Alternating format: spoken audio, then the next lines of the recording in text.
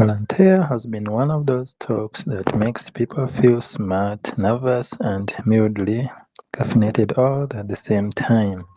One week it looks like the future of AI software, the next week it looks like the market is asking, okay, but how much future is already priced in?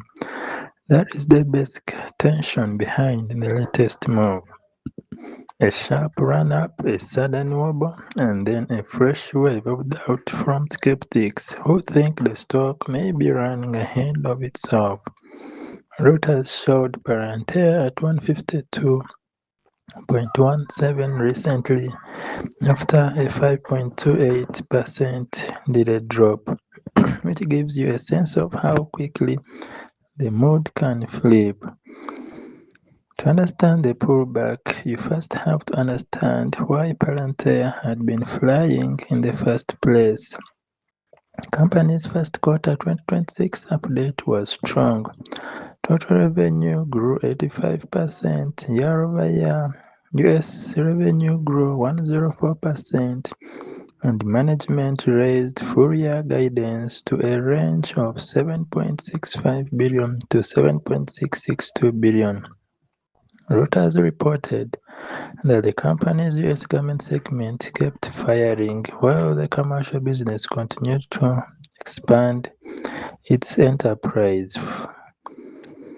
The details inside the filing were even more impressive. Palantir said 53% of Q1 revenue came from government customers and 47% from commercial customers, with 79% of revenue coming from the US customers.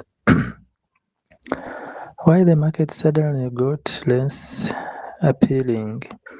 The problem is that stocks do not trade only on what happened, they trade on what people think should happen next.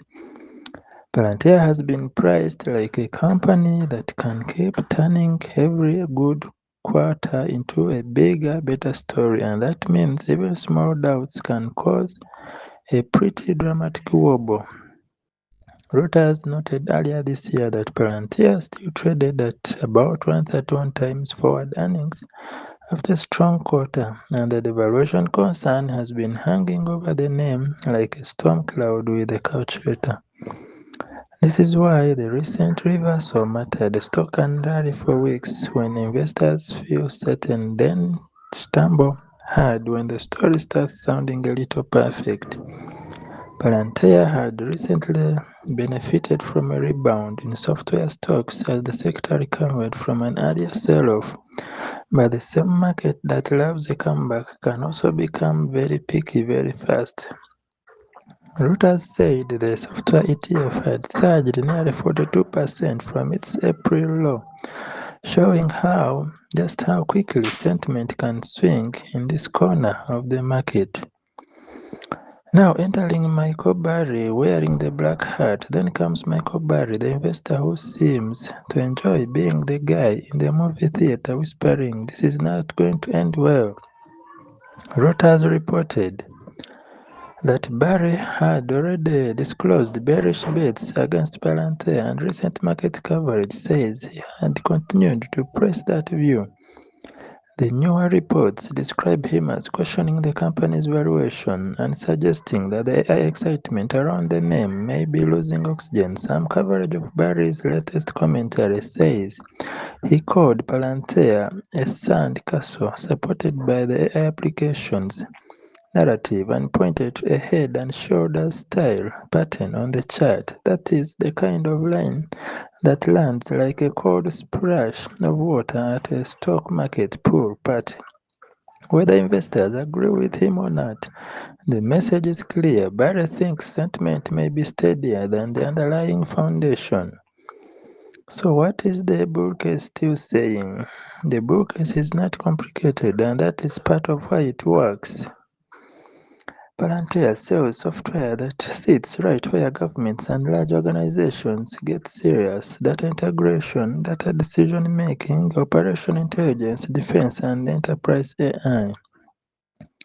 Reuters describes the Company's core platform lineup, which is Gotham, Foundry, Apollo, and AIP, and note says that its US government business sells data analytics and AI software to defend and intelligence agencies, while its commercial side helps corporations automate decisions and integrate data.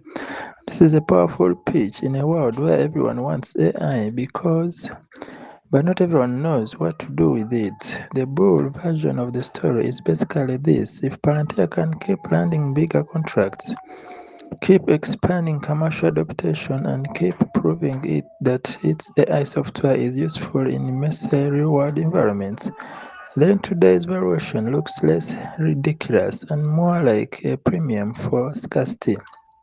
Palantir's own latest results support that optimism. But the bear case has some teeth. The bear case starts with a simple question: how much perfection is already baked in?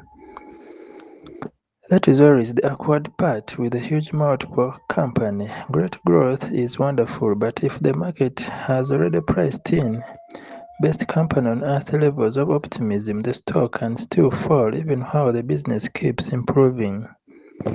Reuters February coverage highlighted that Palantir shares had risen dramatically over 3 years but still faced valuation worries, and more recent Reuters coverage showed those concerns continuing to hover over the name. Then there is the business mix. Palantir still leans heavily on government revenue, and government contracts can be large, sticky, and valuable, but they also come with politics, public scrutiny, and a tendency to make everyone on the side and outside suddenly become an expert on procurement. The company disclosed that 53% of Q1 revenue came from government customers, which is not a red flag by itself, but it does explain why headlines about regulation or public sector oversight can move the stock so violently. And regulation is part that nobody wants to make fun. This is where the comedy stops before being comedy. Reuters reported that a UK parliamentary committee singled out Palantir as an example of Britain's over-reliance on US companies in the public sector, calling it an unacceptable point of weakness. That's not exactly the kind of phrase investors love to see attached to a company they are trying to justify at a premium valuation. Other recent UK coverage has also focused on data access, vendor dependence, and public trust around Palantir's role in health and government systems. The Financial Times reported concerns about NHS data access and oversight, while Reuters also reported lawmakers and officials defending or scrutinizing Palantir-related contracts in the UK. When a company's software lives near sensitive public infrastructure, regulation is not a side issue, it is part of the stock's personality. What do you think about the stock? Let me know your thoughts. Please like, share, and subscribe. Please remember to make God first in whatever you do. See you then.